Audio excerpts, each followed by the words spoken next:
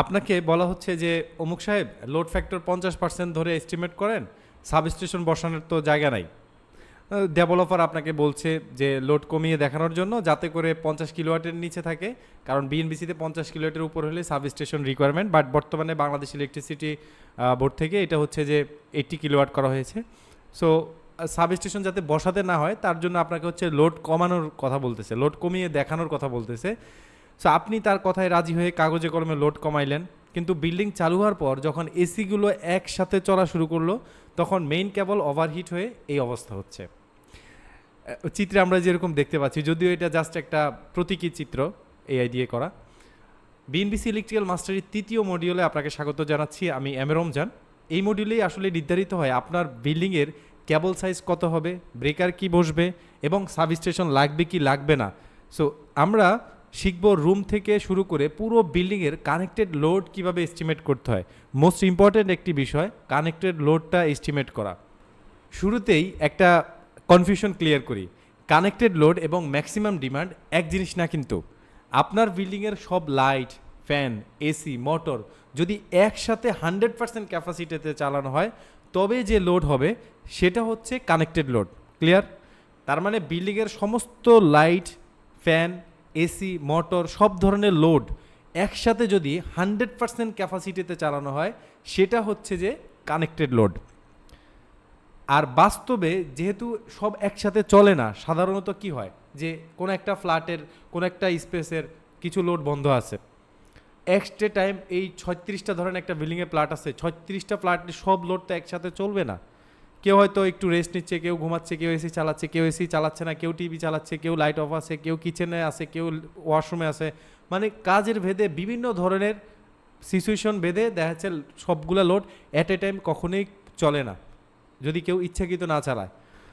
আর বাস্তবে যেহেতু সব একসাথে চলে না, তাই ডাইভার্সিটি ফ্যাক্টর গুণ করার পর যেটা পাই সেটা হচ্ছে ম্যাক্সিমাম ডিমান্ড। ক্লিয়ার? তার মানে কানেক্টেড লোড ছিল একটা, সেটা হচ্ছে যে সব কিছু কানেক্ট হয়ে চললে যেটা হয় সেটা হচ্ছে কানেক্টেড লোড। বাস্তবে যেহেতু একসাথে সব চলে না, তাই ডাইভার্সিটি ফ্যাক্টর গুণ করার পর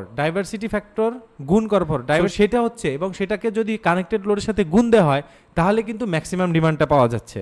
কিন্তু ম্যাক্সিমাম ডিমান্ড বের করার প্রথম শর্তই হচ্ছে আপনাকে কানেক্টেড লোড খুব নির্ভুলভাবে ক্যালকুলেট করতে হবে। ঠিক আছে? কানেক্টেড লোড যদি প্রপার ক্যালকুলেশন করেন তাহলে আপনি একটা ডাইভার্সিটি ফ্যাক্টর দিয়ে গুণ দিয়ে ম্যাক্সিমাম ডিমান্ডটা পেয়ে যাবেন। আশা করি এই কনফিউশনটা ক্লিয়ার হয়েছে, না হলে রিপিট করবেন অথবা একটু গুগলিং করবেন। বিএনবিসি 1.3.2.3 বলছে যদি কোনো ইকুইপমেন্টের একজ্যাক্ট রেটিং জানা না থাকে, মানে সে কত ওয়াটের, তাহলে টেবিল 8-এর 16 ব্যবহার করতে হবে। যেমন একটা সিলিং ফ্যান 100 ওয়াট, একটা 5 এম্পিয়ার সকেট 300 ওয়াট, একটা 15 এম্পিয়ার পাওয়ার সকেট 1500 ওয়াট ধরতে হবে বিএনবিসির গাইডলাইন অনুযায়ী। অনেকেই শুধুমাত্র ফ্ল্যাটের লোড যোগ করেই বিল্ডিংয়ের লোড বলে দেয়, কিন্তু বিএনবিসি 1.3.2 বলছে আপনাকে অবশ্যই লিফট, ওয়াটার ফ্রাম, বেসমেন্টে যে ভেন্টিলেশন সিস্টেমের লোডগুলো আছে সেগুলো যোগ করতে হবে। এগুলো বাদ দিলে ডেস্কো বা ডিপিডিসি বা আপনার যেই আন্ডারে আছেন আপনি, তারা কিন্তু আপনার ড্রয়িং সরাসরি রিজেক্ট করবে, এবং এখানে কোনো গোপন কিছু রাখা উচিত না, যদিও অনেকে গোপন করে। আসলে এই জিনিসটা প্র্যাকটিস করা ভালো না, গোপন। চলেন, আমরা তো কোড অনেকক্ষণ কথা বললাম, এবার আমরা একটা মানে ঢাকার একটা রিয়েল 6তলা রেসিডেন্সিয়াল বিল্ডিংয়ের লোড বের করব একটা এক্সাম্পল হিসেবে। ধরেন প্রত্যেকটা ফ্লোরে 2টা করে ফ্ল্যাট আছে, আপনি প্রয়োজনে একটু কাগজে কলমে নোট করেন, এই ক্যালকুলেশনটা আপনি একটু ভালোভাবে দেখেন, দেখবেন যে আপনার ক্লিয়ার হয়ে যাবে অনেক কিছু। সো প্রথমে আপনাকে রুম লেভেলে, বিএনবিসি অনুযায়ী প্রথমে আপনাকে রুম লেভেলে ক্যালকুলেশনটা বের করে আনতে হবে। সো একটা বেডরুমে ধরেন যে হচ্ছে 2টা ফ্যান আছে 200 ওয়াট, 3টা লাইট আছে ধরেন 20 ওয়াট করে 60 ওয়াট, একটা 5 এম্পিয়ারের সকেট আছে 300 ওয়াট, এবং একটা এসি আছে হচ্ছে আপনার 1500 ওয়াট। সো মোট তাহলে কত হচ্ছে? মোট হচ্ছে 2060 ওয়াট। ঠিক আছে? এটাকে যদি আমরা কিলোওয়াটে কনভার্ট করি তাহলে হচ্ছে 2.06 কিলোওয়াট আসতেছে। এখন এইভাবে কি করবেন আপনি? এভাবে ড্রয়িং রুম, কিচেন, বাথরুম সবগুলো লোড যোগ করে আমরা টোটাল যেটা পেলাম সেটা হচ্ছে ওই ফ্ল্যাটের টোটাল কানেক্টেড লোড। খেয়াল করেন, ধরেন আমরা টোটাল কানেক্টেড লোড পেলাম হচ্ছে 8 কিলোওয়াট, অর্থাৎ 8000 ওয়াট। সো যেহেতু একটা ফ্লোরে 2টা ফ্ল্যাট, তাহলে ফ্লোরের লোড হচ্ছে কত? 16 কিলোওয়াট। 6 তলায় মোট 12টা ফ্ল্যাট, তাহলে ফ্ল্যাটগুলোর মোট লোড কত হলো, আমরা 16কে যদি 6 দিয়ে দিই তাহলে হচ্ছে 96 কিলোওয়াট। খেয়াল করছেন? এটা একটু ভালোভাবে ক্লিয়ার হয়ে বুঝে নেবেন এবং একটু নোট করবেন। একটা বিষয় বলি, এখানে কিন্তু আমাদের হিসাবের শেষ না, আমাদের কমন লোড যোগ করতে হবে। কি লোড যোগ করতে হবে? Common load. আমরা প্রথমে বের করলাম কি, প্রত্যেকটা ফ্ল্যাটের লোড টোটাল যোগ করলাম। এখন কমন লোডটা ওইটার সাথে যোগ করতে হবে। তাহলে কমন লোড কত? যেমন লিফটের জন্য ধরেন আপনার 10 থেকে 12 কিলোওয়াট হয়, আমরা ধরলাম 10 কিলোওয়াট। ওয়াটার পাম্পের জন্য ধরেন 5 কিলোওয়াট, ঠিক আছে? এবং সিঁড়ি বা পার্কিংয়ের যে লাইটিং আছে সেটার জন্য ধরেন 2 কিলোওয়াট কমন স্পেসের। তাহলে পুরো বিল্ডিংয়ের কানেক্টেড লোড কত দাঁড়ালো? 113 কিলোওয়াট। সো আমাদের এখন যেটা করতে হবে সেটা হচ্ছে যে এই যে 113 কিলোওয়াট পাইলাম, এটা হচ্ছে আপনার বেস লাইন, এটাকে ধরে আপনার সামনে আগাইতে হবে। সো পরের লেসনে আমরা দেখব এই 113 কিলোওয়াটের উপর অ্যাপেন্ডিক্স এর ডাইভার্সিটি ফ্যাক্টর প্রয়োগ করে কিভাবে আমরা আসল ম্যাক্সিমাম ডিমান্ড বের করব। এখানে একটা বিষয় বলে রাখি, অ্যাপেন্ডিক্স এতে আমাদের ডাইভার্সিটি ফ্যাক্টরগুলো বলা আছে। সো সেটা আমরা হচ্ছে যে মানে সেটা অ্যাপ্লাই করে এই 130 কিলোওয়াটের সাথে ম্যাক্সিমাম ডিমান্ডটা আমরা বের করব। আমরা একটা এস্টিমেটর টুল তৈরি করছি যেটা পরের লেসনেই দেওয়া আছে, বিল্ডিং লোড এস্টিমেটর।